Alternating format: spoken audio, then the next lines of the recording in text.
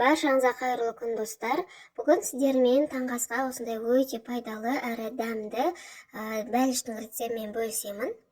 Таңғы асты түрлендіріп, осындай ағзамызға пайдалы тағамдарды жасап тұрған жөн.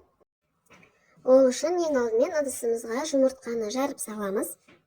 Оның үстінен сүт құямыз.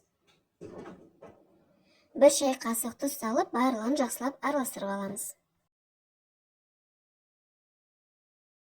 Сүттің үстіне майдалап туралған ас көкті саламыз. Бұл жерде менде көк пияз, укроп және петрушка. Ас көктен өздеріңіз қалаған ас көкті салсаңыздар да болады. Және де қосымша жарты тісше сарымсақ қосып жерсе де болады.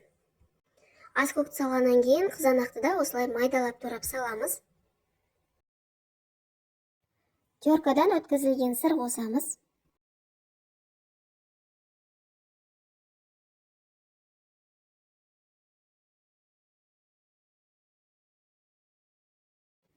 Барлығын жақсылап араластырып алғаннан кейін үстіне 4 ас қасық ұн салып, тағы да венчиктің көмегімен жақсылап араластырамыз.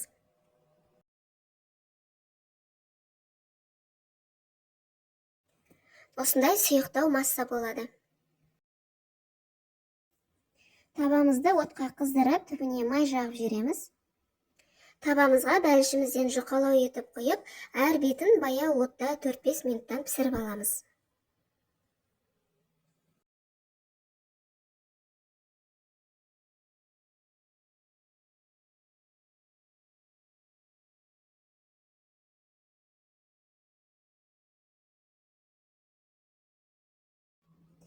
Мінекей таңғы асқа бәліштеріміз дайын. Менде бұл рецепт бойынша 3 бәліш шықты.